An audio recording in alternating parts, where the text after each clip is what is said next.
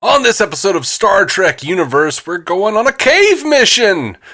Hopefully our transmission will be received as we explore Lower Decks 408, Caves, right after these words from our mystery sponsors.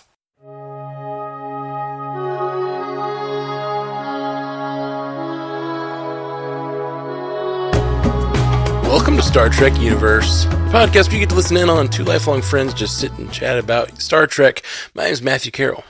I am David C. Roberson. What's up, buddy? How you doing today? How you doing today? I'm okay. I haven't slept, but I woke up really, really late. I gotta go get brakes put on my car today. Hey, me too. Really? Yeah. That's weird.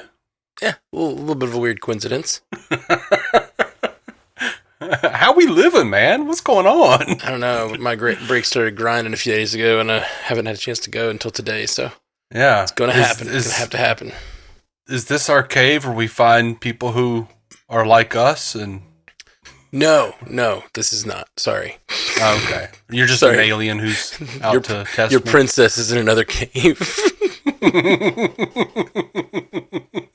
Oh, man. So, yeah, this episode called Caves, I feel like this episode is pretty great, but a lot of the greatness is just the Trek reference of how they use those caves over and over, and the fact that every time they cut back to a different cave mission, it's the exact same cave with this time it has vines on it, this time it has a weird rock in the middle. It's really, really great. It's pretty awesome. And that it was neat using that old trope of how enemies become friends when they're trapped in the cave to give them sort of this jealousy over each other's relationships. It was fun. It was a good time. Good, well structured, solid episode. I agree, and it is great to see all of them together, because I feel like we haven't gotten a ton of that this season. We've kind of had them off in their own trajectories. Everyone's kind of off doing their own thing. Maybe a couple of them teamed up in an episode, I got that. I heard them say that at the beginning of the episode, and I was like, I don't feel that way, but maybe I just haven't noticed.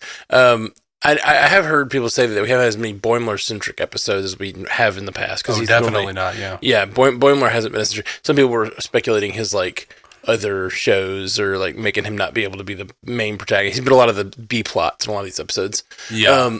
Which, yeah, that's understandable. But, weren't they... I feel like... I guess I didn't even notice that they hadn't all four been together that much. Because they said that at the beginning of the episode, and I was like, have you not? It's felt so lower decksy around here. Didn't I guess I'm used to them. They often split up to do different parts of a mission or whatever. So I guess I hadn't noticed that maybe they've been going for that all season, and I just I was too thick to notice. Yeah, I think they went a little harder than they normally do, but it was a little bit of a reach. Yeah. But they established it pretty well at the beginning of the episode that they haven't. So yeah, I'm willing to let it fly. Yeah, for sure. But I like they kind of justify the whole concept that all caves look the same by saying, all caves look the same because, and then the Rutherford together say, they're all made by soluble minerals or something. Yep. Like that. Yeah, that was great. It's really good. It's just such a silly concept and such a wonderful little reference to more the production side of Trek than anything. Yeah. I do because of, like you were saying with the enemies becoming friends in the cave. Mm-hmm. It was nice to see the friends becoming enemies in the cave, reversal, and then swinging back around to them becoming friends again. Mm-hmm. And I feel like this is, we've got 2 more episodes left this season. It feels like the next 2 are going to be heavily dealing with the ship, probably the mystery ship. Let's hope so, because I feel like wrapping all that up in one episode seems like it's probably would be a little rushed. Maybe. And who knows? Maybe they won't wrap it up. Maybe we'll find out a big piece of the puzzle in the last episode, and then next season we'll have to deal with the repercussions, which they do like doing a little bit of a cliffhanger at the end of these seasons. Yeah. But so of the three, I guess four, but really three cave stories. What was your favorite cave story? Oh, definitely Boimler's. Oh yeah, Steve Levy. Getting to know Steve Levy. Mine too. Just all the weird references to different conspiracy theories in Trek was awesome. Well, also just the references, period. Like the Vendorians, that is an awesome reference. That's an awesome species to bring back. I think they've done it like once before in Lower Decks, and before that we saw them once in the animated series. Oh, is that where they originally were? Yeah, they were they're shapeshifters, and it was from the animated series episode The Survivor. If anybody wants to go back and watch that, they are a neat species because they can shapeshift into you, and the longer they hold the form, they start to like psychically get your memories. Like the longer they do it, if they do it long enough, your personality will actually be a part of theirs. They will retain your personality or parts of it. Interesting. It's really interesting. They're an interesting species, but on that animated series episode, they said that their planet was like quarantined. So like, because like everyone's like, oh no, well we can't go there. They're not allowed to come in contact with any of us because they can mimic any of us. And I don't know. I love this idea. This is a perfect race for Levy to like freak out and think is like behind everything. By the way, also the Vendorians like admitting that they like started the rumors and falsified the reports saying that warp drive harmed subspace. That's pretty awesome. Do you remember that from TNG? Yeah. And then it never comes up again. Warp drive is affecting subspace. It's causing all these problems. They even create like an area where you're not allowed to go to and stuff in space. And then like we never hear about that again. So I guess this is a great retcon because it's like, oh, well now we just like know that's not true. So we don't have to worry about it anymore. We were still like kind of joking about that, like how, well, I guess just destroying subspace everywhere they go. It's pretty great. And I love the follow-up. We did not, however, quote, do your Klingon civil war. Yeah, it's really good. I really liked you hanging out with a guy who thinks we're in the evil mirror universe. Yeah. I don't know. I enjoyed everything about the that's just what they want you to think. Yeah. And then the Vendorians like wanting them to sit around and tell the stories about. They're like, get a hold of, I forget the name, but get a hold of that guy. He'll get a kick out of this. And he's like, Levy's like, yeah, you just go into forums and we just make up, report the information we've acquired. Like, I can't remember what the Vendorian said about how, like, his tales of their people were such a delightful mixture of truth and hyperbole or something. Truth, hyperbole, and fiction. Yeah. That was really good. Yeah, totally my favorite part of that. I like the Rutherford baby as well. It was alright. It's just, it like, you know, I'm glad they did all these as like one. It did feel like, hey, we got all these like little ideas for cave episodes that don't really make a full episode, and they just like threw them in. Like we got the communication with the by the way, that monster, I'm not sure, but it looked like, speaking of how all the caves are the same, it's a beginning of, I think, one of the other caves, either Boimler's cave or the actual cave they're in, I think it's in the cave they get trapped in, maybe. No. It's in Boimler's cave. When there's like the rock slide or whatever, there's like a skeleton that rolls out and crosses their paths, and I'm pretty sure it's the skeleton of that creature from the other cave. Oh, dude, I didn't catch that. I'm not totally sure. Like, it's a skeleton, but it looked very similar to the monster you see in the next cave, which I think was sort of a reference to the idea that they're all the same. That is brilliant if they did that. It's pretty great. And it's nice because it happens. It's one of those things that you won't catch a lot of times because it happens before you actually see the actual monster. But it's pretty great. I was still geeking out about the Vendorians, honestly. Yeah. I was like, oh my god, I can't believe they did this. Yeah. See, I've never seen that episode, so I was just like, oh, the Vendorians, I guess that's from an episode. Yeah, it's just a real deep cut. Yeah. That's what they love to do, man. And half the time I understand, and sometimes I don't. Get the especially to the animated series. That's the only Trek I haven't seen all the way through. Which is funny because in a lot of ways the animated series is one that even before Lower Decks had the most impact on canon, on substantiated canon.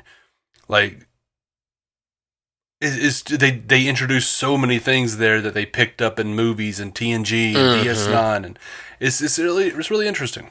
Yeah, it's really cool to see that from like the perspective of the writers who are writing the ongoing stories and say like, oh, well, it's so cool that they went back and like picked up this canon from people who are writing way back in the, I guess, 70s or whatever.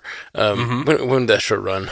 73 to 74 or 5, something like that. Yeah. So just the idea that these creators are kind of working in a little more obscurity way back then and creating these races and sci-fi concepts and then like later creators came around to like make them more popular and bring them to wider audiences. It's neat. Yeah, and in some places they actually kind of retcon things because in like the remastered Amok Time for TOS, they cut in a CGI shot of Spock's hometown on Vulcan. And we had never seen that on TOS before. They created it in CGI, but it was an exact CGI replica of Spock's hometown from yesteryear on the animated series. That is really cool. It's really cool.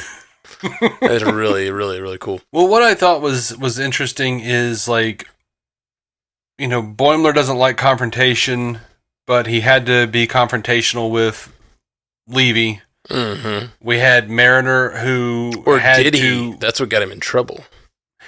But he still had to be confrontational. Yeah. Like, he was still like willing to go there. Shows growth for sure. Mariner wound up, leading a group of people that she thought she didn't like and found common ground with them.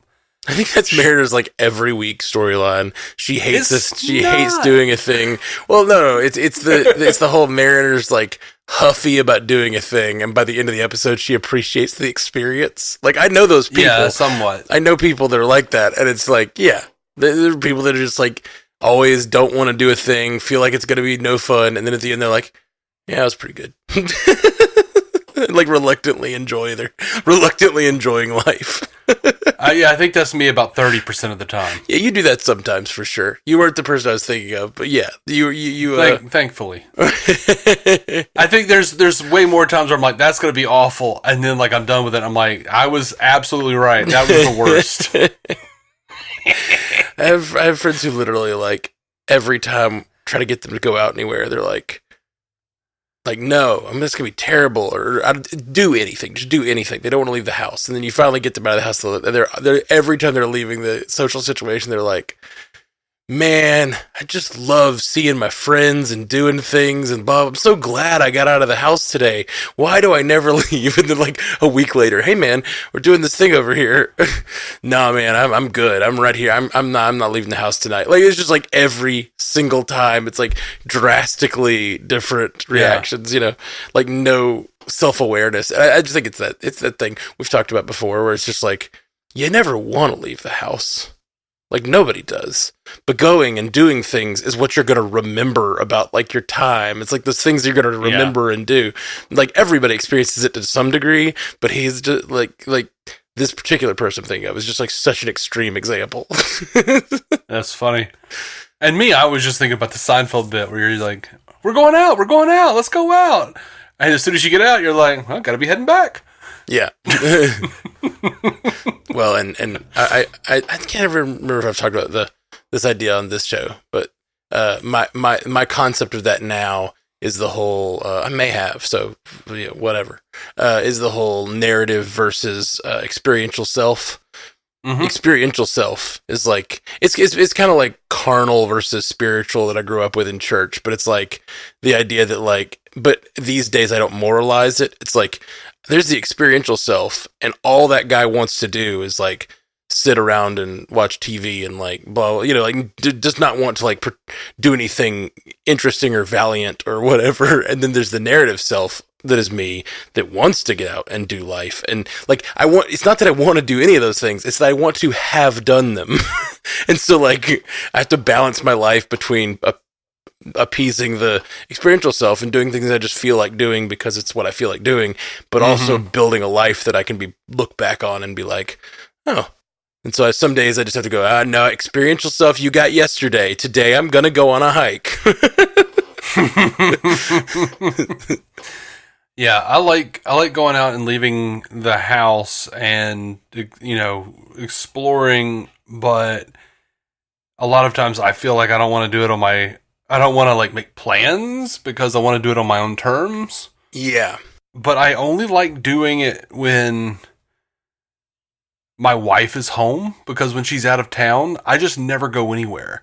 And it's like, I think I've tried to figure out why exactly that is. And I think it's like, I don't like coming back home to an empty house. So I just stay in the empty house. That's weird. If that makes sense. Isn't it weird? Like, because it's just such a depressing thing to come back to the house. Huh. Interesting. Yeah. No, that's interesting. I get that. I have been there. Like when you go out, like when your partner's out of town or whatever, and you go out and do things, then you get back and you're like, well, it's like the party's over and I'm home alone, and it almost feels worse to be home back from the party than like to have never left at all. I get that. But at the same time, if you just stay in the house all the time, you get a little stir crazy. Oh yeah, and I totally do. Like when she leaves for a really long time, for like a week or something, like when she went to Japan for her sister's wedding for like 2 weeks, I don't even know what I was eating. Right. Like I was just like, rattling around the house, like picking up random peanuts. Like I don't know. Like it just got weird, and it always does because I'm just really bad at that. But yeah, I just get kind of weird and bummed out. Yeah, for sure. I've definitely been there. I don't know. I get when you were first talking about the idea of leaving the house or whatever, and always wanting to, but always wanting to do it on your own terms. It reminded me of creativity, which is something that I experience a lot, where it's like, I want to be creative, but I never I don't want to plan creativity. I want to do it when the mood strikes me, like that's something that I don't know, that just jogged in my memory, but but I've learned that that's not how creativity works, really. Like you have to plan, you have to set aside time, you have to make yourself set aside a thing that you're going to be creative during this time. So that means sometimes it doesn't work. Sometimes you get there and you get to the scheduled appointment and it doesn't happen. But and I think it's similar with social. It's like you got to make plans to do stuff. And sometimes you get to the point where sometimes it's almost time and you're like, I don't want to do it tonight. I'm not feeling it. It's not good. And then you bail, if you need to. But then I don't know. It's like, if you don't plan things, they just don't happen. That's the thing I'm learning more and more. With creativity, podcasting, particularly some of the shows that have rigid plans that we just do them every week at this time. Those happen really consistently, and the ones that are a little more haphazard, we're like, "Hey, we'll figure it out each week." They're less consistent, Absolutely. And so that's what we were even talking about this show, trying to do it every Thursday or whatever, right when these shows drop. Now that I've finally got a little time on my hands to do that. Getting Getting back to Lower Decks? Getting back to Lower Decks, yes. Getting back to Lower Decks, I thought it was... I don't know what Rutherford's story was supposed to convey, that maybe he's just going to be a great dad, but or that maybe he's ready for more responsibility. I don't know, but what I thought was interesting is like each of their stories was about some adventure they had without the others, but Tendy's story was looking back. Yeah. With them. Yeah. Yeah, it's interesting. I don't know if that says something specifically about Tendy and her, like, you know, still holding on to that more so than the rest of them. Like that she hasn't had, or apparently hasn't had the same sort of stuck adventures in caves with random people. It's interesting. I don't know. Or that maybe she's just looking to the past and they're all kind of pushing towards the future. Right. But because like she's holding on to them because they were the first friends that she had that didn't make her feel like she was an Orion first. Mm-hmm. Oh, yeah. A person second. Yeah, for sure. Their friendship meant a lot to her. Or maybe it has something to do with her being sort of the peacemaker of the group. I thought it was a good episode. Yeah, me too. That was a great episode. It's Lower Decks. It's 22 minutes long. We're not always going to have tons. And I mean, really, this episode feels short, but it's really because we lack a very short Trek to talk about. Well, we do have feedback. Yeah, let's do it. Let's hear it. All right. Well, let's see. The first piece of feedback is, I believe, in reference to our discussion last week on our news/Lower Decks 407 review. Mm-hmm. And we were talking about Trek fans being slow to embrace new ideas and fresh ways of presenting Star Trek. Mm-hmm.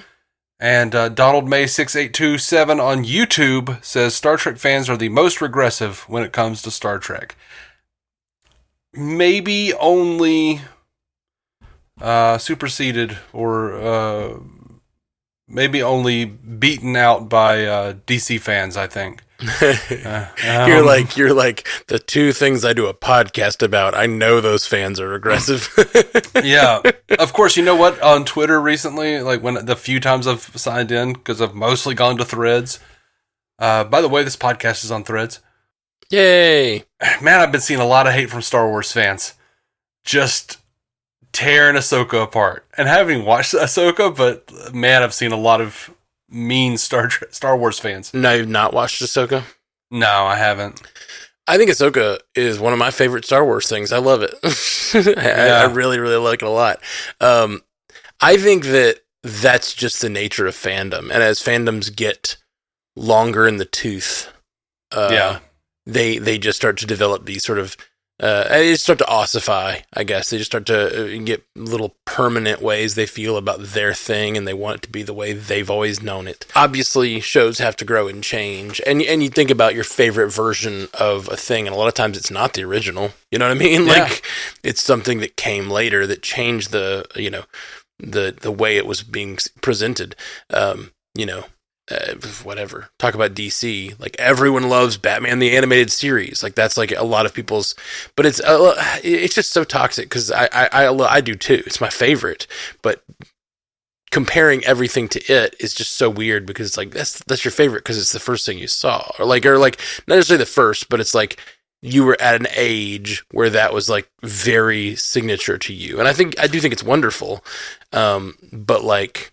You got to let it grow and change. The same way that someone who loved the 60s Batman, who watched that first, shouldn't hate on the animated series just because it's so different from what they grew up on, you know? And it can still be your favorite, but like you just got to leave room for growth and change. That's how you get a whole new generation of people loving Batman because they love the animated series.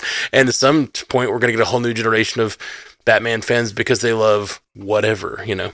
Whatever the new thing is. It cracks me up because so many people like hold Batman the Animated Series and that entire canon up through Justice League Unlimited as like the best thing ever and don't want to accept anything that's different from it. But, you know, the animated series added tons of spokes to the wheel, as Kevin Smith said, because a lot of those villains didn't have backstories. And Paul Dini and Alan Burnett and those guys really like crafted some like beautiful psychological reasons for why these villains were who they were. Mm-hmm. And that's kind of the format going forward. Within the comics, they adapted a lot of that. They grabbed a lot of that and pulled it into the mythos. And now everyone's like, well, you can't change that. That's perfect. Why? Mm-hmm. Like, it was changed from something else. Yeah. For the animated series. I understand. Like, you can say, hey, I don't like this version as much. But, like, that's really all you're saying. Like, you're trying to be a stickler for a certain thing. I do think there are, like... there are certain ways you change a story. To play devil's advocate a little bit. There are certain ways you change a story that change its core so much that it doesn't feel like you're even telling the same story anymore. Mm-hmm. And I get when you're a fan of something feeling betrayed by that. But, like, I don't know. I guess, yeah. I don't know. I like a good Elseworld story where everything's different. So, yeah. You just gotta, like, infinite diversity and infinite combinations, man.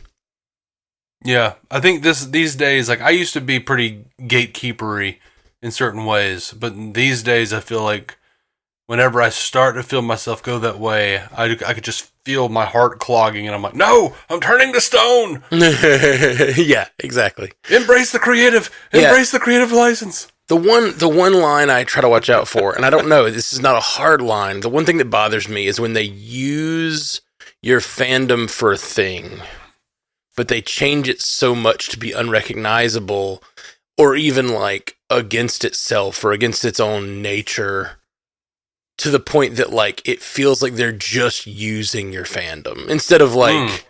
So I think there is a line where, like... So Joker. I mean, sure. Like, some people would say that. Yeah, like, it's not... That's a pretty good example. It's just stapling the IP of what you're doing on top of a story they just want to tell. Like, yeah. Joker could have been a completely original IP without the DC brand, and it could have just been about... It could have basically been like, what's that? It reminds me of Taxi Driver. You know what I mean? Mm-hmm. Like, it could have just been Taxi Driver. Could have been called Clown, and it could have just been the story of that guy doing the thing. Yeah. And then it wouldn't have needed the DC brand. But they grabbed the DC brand, stapled it on top to make it a $400 million movie instead of a $100 million movie. You know what I mean? Well, it cost $50 million and it made over $1 billion. Oh, did it make over $1 billion? I didn't realize it hit that big. Todd Phillips is a genius for doing that, because in a day when movie studios don't want anything but big tentpole superhero bullshit, because that's the recognizable IP and the thing that everyone's going to for. Dude, like, Martin Scorsese movies, which he did produce Joker, but, like, those movies are going to, like, Netflix because theaters don't want them. Right. Well, theaters don't want them, and also some of the big players like Marvel and Disney, DC, all that stuff, are muscling the little guy out by requiring, no matter what our movie does, no matter how popular it is, you have to have our movie in your theater for 9 weeks, occupying 5 theaters, shit like that. Like, all the IMAX screens have to be taken up by our movie. No room for anyone else. Like, they do stuff like that, which also bullies out the competition. It just makes there be less theater screens for other people. Yeah, I don't know. I enjoy it fine.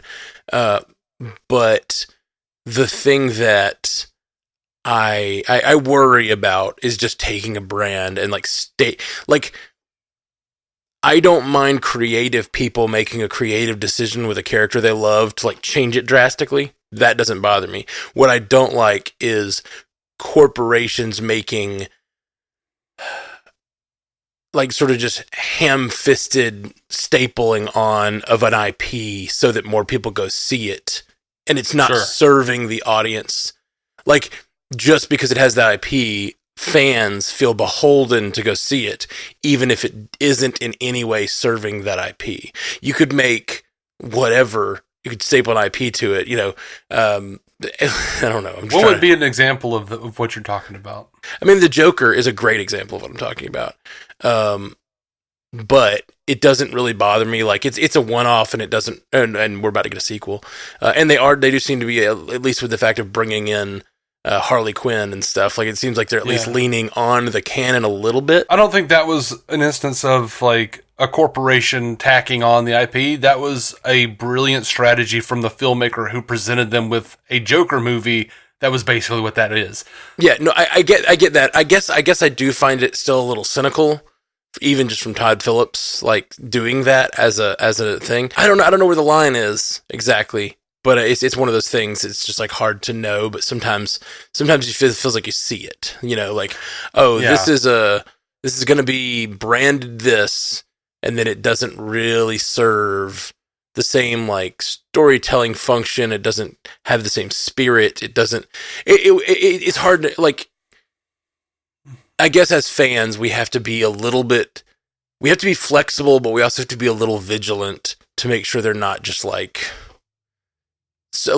using us. You know what I mean? Like there's a little bit of like that's what I don't like. I don't mind them changing my story. I don't want to be toxic about them changing my story, but I also don't want to feel like I am so beholden to the thing that I love that I will just follow that corporation anywhere, no matter what they do. And then, so that's what I guess I'm trying to like. Oh, and if the story is bad, I can say the story is bad, and then the thing is bad without like whatever, without it. It's not bad to me because it didn't tell the story the way I'm used to it. It's bad to me because it's bad. Like there are things that are bad about it. Secret Invasion is a good example of that. I think that story is bad. Like they did a bad job. They grabbed a Marvel thing. I don't care at all that it's different than the original Secret Invasion. That doesn't bother me. I understand the reasons. I understand all that. But then they like ended it in such a bad way that didn't serve the characters, which I don't know if you've seen that yet. I have not. I haven't seen. They ended it in such a terrible way that didn't serve the characters.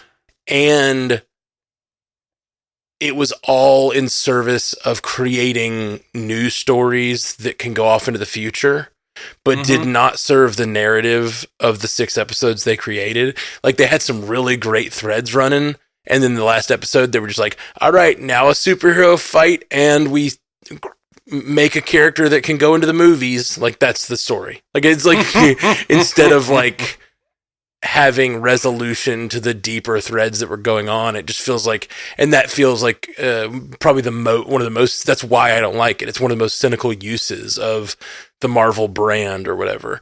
And so, and the more and more I think on it, the more and more I sit with it, the more and more I feel that way. I've not come to terms with it. Like I still think in this, you know, we haven't talked about it because you haven't seen it, but like, I still think the first 4 episodes of that show are some wonderful television. Wonderful. And then episode 5, there's starting to be some cracks and like, wait, what's the story? What are they going to do? How are they going to wrap this up? This seems weird. And then episode 6 is like, what the hell? How are you going to wrap up these 4 episodes that establish so much interesting canon and characters and like so many connections to the larger universe, and then you're going to end it with that? What is going on right now? Like it just feels like a complete betrayal. Like, but yeah, and it does feel like I'm watching this show. You put me down in front of it with some amazing actors playing amazing roles, but then you as a corporation decided you needed the story to go this way, and so you did that thing instead of like serving the characters that we're all here for. So that's a good example of it, I think. So yeah, it's not about changing things for me. I don't mind changing things, but I do mind like sort of cynical uses of the fandom when you're not actually there to serve the fandom at all, you know? Yeah. Anyway. Right. There's any other feedback? Oh yeah.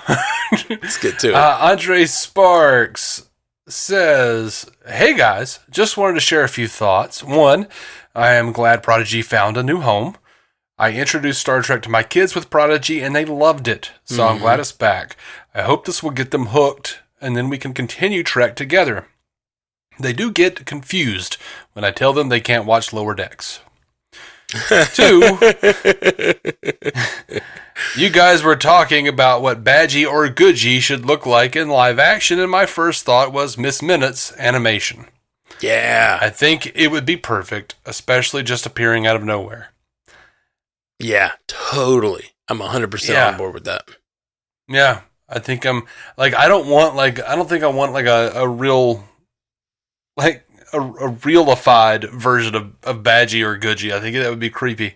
Yeah, just animated. It was just like a Starfleet insignia with like a weird human face on it. Like, we don't need that. Yeah. Willem Gallo sent us something here. Now, what I would love to see is a later, like, let's say it's a Lower Decks live action episode for some reason, and they bring up Badgie, and it looks like that, like a very terrible, like, I don't know, Cronenbergian like face coming out of a badge, like just terrible, and then he goes, I don't like that. Let's change the visuals on that. And they turn it back down to like 2D animated. Like, yeah, that'd be fun. I kind of imagine it would look like Armin Shimmerman in the on the box or whatever, on the Betazoid gift box. Yeah. We got one from Willem Gallo. We haven't heard from him in a while. He's got an email that he's titled, "Don't Let Dave Take Your Cake." I won't. I won't. Yeah. Willem says, "Hey, Matt, have you heard those TOS reviews Dave does with Effie? Their chemistry is poppin', man, and I think that MF trying to edge you out. Better watch out, brother. That's a joke."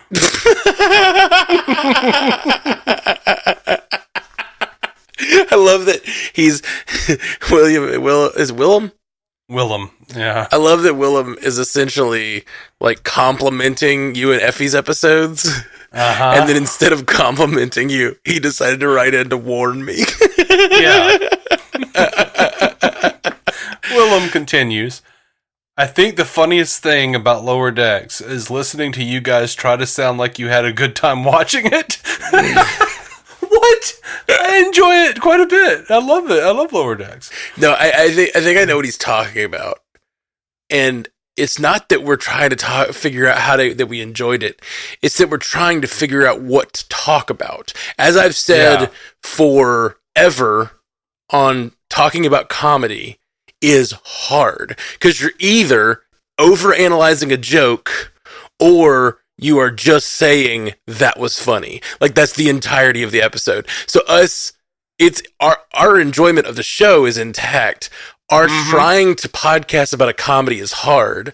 And so, like, but a lot of times there's not enough dense Star Trek stuff to talk about. So it is just us. And that's kind of what we've been talking about it lately. And I think when these episodes work best is basically we talk about a little bit about overarching and then we just throw out quotes because it's fun. Like, it's fun to just bounce around quotes because it is fun to just go, that was funny.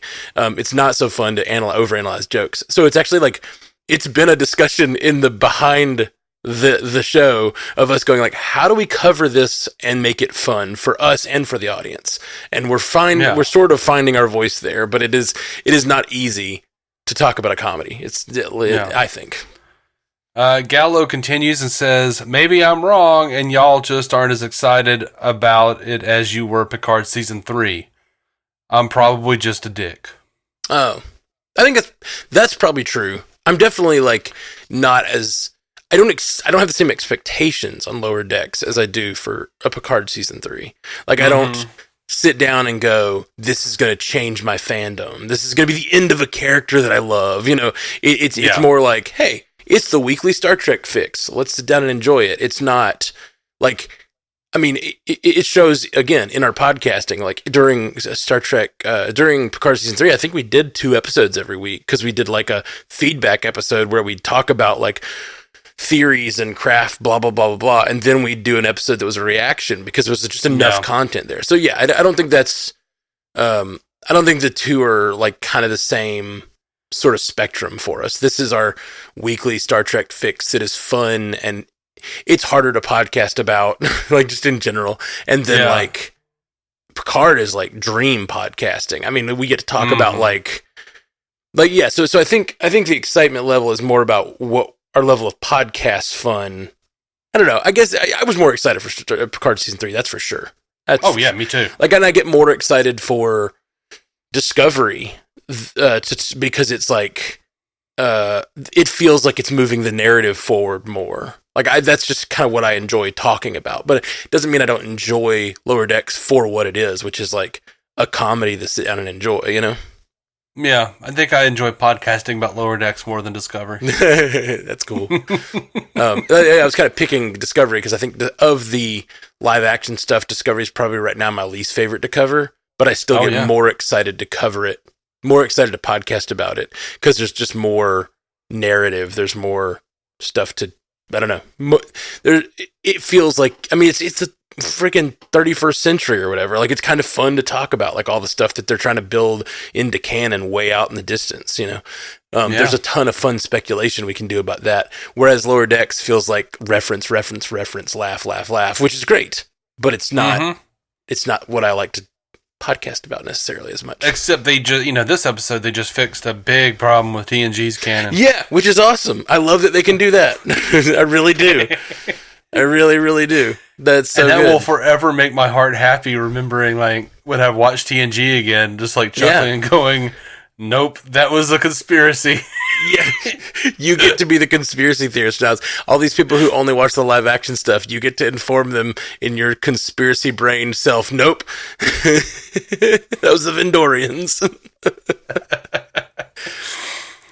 All right, so we've got one last one from Stu Little. Titled F.U. Cave.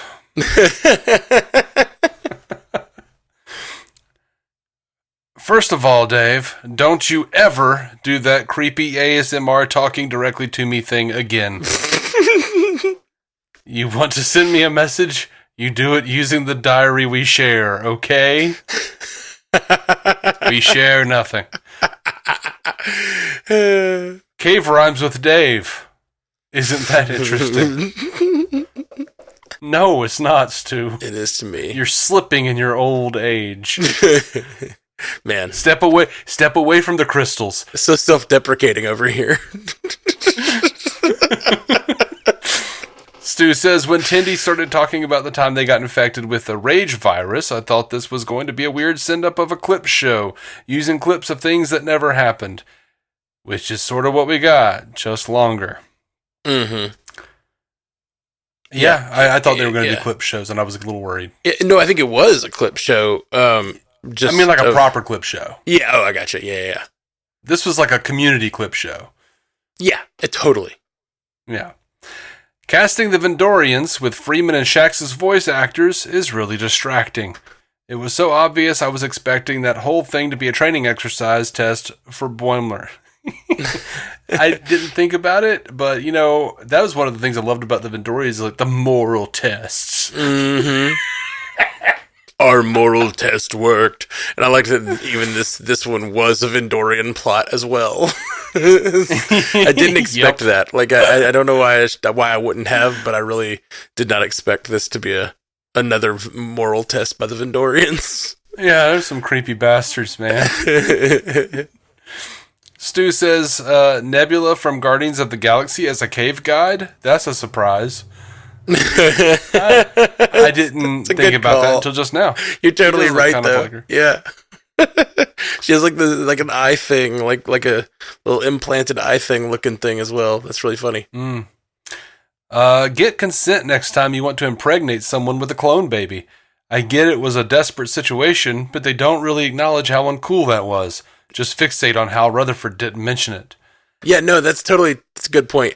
I actually was also thinking about the Vendorians in the same way. This show can get away with like a weird, let's not analyze the morals of the situation at all, which is like what I love about Star Trek is analyzing the moral situations a lot of times. And so it is a weird it kind of goes back to the previous email. Like, it is like part of the reason Lower Decks is harder to talk about, because I want to fixate on the fact that that was not consensual and it was weird, and like Rutherford should be upset. But also, I want to fixate on the fact that the Vendorians, they use them as this like morality tale, weird god people, but then they also talk about how they want to lay their egg sacs in you and watch you scream to death. Like it's like, but they don't deal with the fact that that's like morally inconsistent. Like, why are they these like moral arbiters, but also they want to like make you stare at each other's faces while they lay their egg sacs or something like that? I can't remember exactly what they said. It's like in any other Trek, I would have mentioned that to talk about it, but this show just breezes past the morality of the situations. Yeah.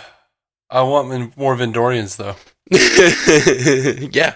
Maybe they can explain how their morality is consistent, and when they're judging us, when they want to, do weird spider things to us. Mm-hmm. Stu says, when did asshole become a non-censorable curse word? Most stuff that isn't R-rated seems to avoid it. The mid-90s. Over here, NYPD Blue was the show that they could be on network television and say asshole and say shit and douchebag, and it was because they were on after 9 p.m. or 10 p.m. Eastern time, and the world kind of goes with most of that most of the time. But this is streaming, so they just kind of cut out the F word for some reason. They say all the other things. Yeah. Streaming and I guess it is strange that for many years it mattered what time you were on, and now nothing's on at a given time. So like, how do you make those decisions? Yeah, so streaming is 9 p.m. Streaming is 9 p.m. Yep. Stu says, I'll buy that they can regrow legs, since McCoy could regrow a kidney with just a pill. All right. Stu continues, who gives the Vendorians the authority to test people all the time? The Q should test them and see how they like it. Unless that's their kink, in which case, no, they don't deserve that. Anyway, this was fun and a good way to take a few throwaway concepts and do short stories on them without getting tired. Somehow I expected a bit more drama between the main characters and the framing device, since they opened with a conspicuous acknowledgement that Boimler and Mariner haven't been paired up on something for a while. There was tension over the situation, but I figured there'd be some underlying thing too, and no, not a penis-related thing, Dave. What?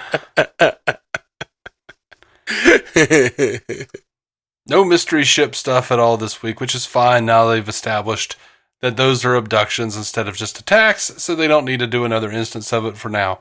As we come up to the final 2 episodes of the season, I would like to note this has been a pretty strong season so far, which isn't always a guarantee 4 years in, but they keep finding ways to do fun and fresh spins on Trek tropes.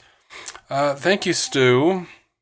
Yeah, I think that's a really good point. I think it's always hard for a show to could be fresh in its 4th year, and like a comedy even more so. As we've talked about, the Lower Decks episodes like can use up those jokes, and they have to keep getting kind of fresh and different takes on these jokes.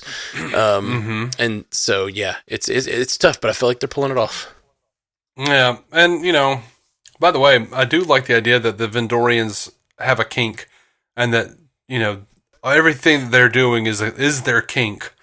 And they are just trying to, love us with their love language. Basically, they're just trying to show us how they want to be loved. Like, will you non-consensually lay an egg sac in my throat? Oh, gross. He said it wasn't penis related, Dave. Well, no, that was a different statement. I know. There was tension over the situation. But I figured there'd be some underlying thing too, and not a penis-related thing. So the underlying thing. I know. I was just doing the callback. Right. It wasn't meant to be eternally consistent. I'm sorry you don't like when I speak to you, Stu. Chill untrue. Live long. Prosper. Think of me.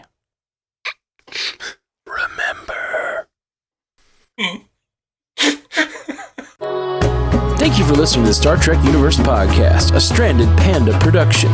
If you'd like to hear more from David C. Roberson, check out the DC On Screen podcast or maladjusted.tv for his web videos. If you'd like to hear more from Matthew Carroll, check out the Marvel Cinematic Universe podcast or listen to his music. Just search for Matthew Carroll anywhere you get music.